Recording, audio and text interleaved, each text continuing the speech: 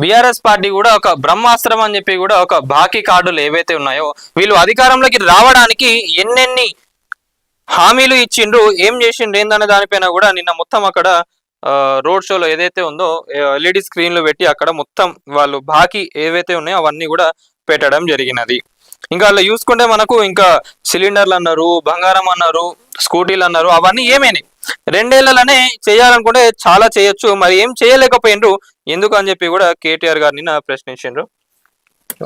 ఎలక్షన్లకు ముందు అందుకే ఈ టీవీలు అన్ని పెట్టి మీకు కాంగ్రెస్ వాళ్ళ మాటలు చూపెట్టాలనే ఈ టీవీలు పెట్టినాం. ఒక్కసారి టీవీలలో రేవంత్ రెడ్డి ఏమేం చెప్పిండు మాటలు ఎలక్షన్లకు ముందు అది నిన్న జనాలందరూ కూడా షాక్ అయినారు. ఏంటంటే ఇక్కడ ఏదైనా నిజంగా ఏదైనా పెళ్లి జరుగుతుందా లేదా ఏదైనా సంగీత్ జరుగుతుందా ఏంటంటే తర్వాత తెలిసింది బీఆర్ఎస్ మీటింగ్ ఉన్నది ఆడ అని చెప్పి మొత్తం టీవీలు పెట్టి కూడా ఆడ అసలు ప్రజాప్రభుత్వం ఎట్లా అరాచకాలు చేస్తున్నది ఏందనే దానిపైన కూడా చెప్పడం జరిగింది. మా తమ్ముళ్ళని కోరుతా ఉన్నా, ఇంజనీర్ల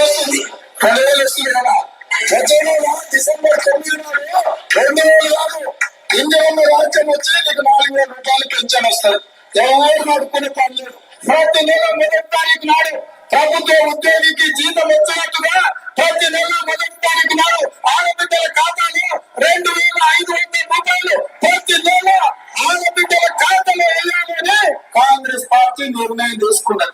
సో ఇట్లా మనం చెప్పుకుంటూ పోతే చాలా ఉన్నాయి. నిన్న అసలు వర్షాన్ని కూడా లెక్క చేయకుండా కేసీఆర్ గారి పాట రాగానే మనం చూసుకుంటానే ఉన్నాం.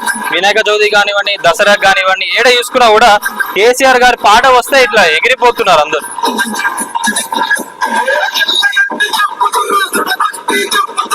సో ఇది సెంటర్ ఆఫ్ అట్రాక్షన్ గా కేటీఆర్ గారు అయితే మొత్తం ముందుండి కూడా నడిపించుకుంటున్నారు ఇప్పుడు ఎలక్షన్ ఏదైతే ఉందో. మరి దీనికి సంబంధించి ఈ రోజు మనకు నేటి దాత్రిలో ఎక్స్క్లూజివ్ స్టోరీ రాబోతుంది. కేటీఆర్ గారు సెంటర్ ఆఫ్ అట్రాక్షన్ గా జూబ్లీ హిల్స్ ఎన్నికల ప్రచారంలో కీలక పాత్ర పోషిస్తున్నారు కేటీఆర్ గారు. ఇంకా బీఆర్ఎస్ పార్టీ నాయకులందరూ కూడా బాగానే పనిచేస్తున్నారు.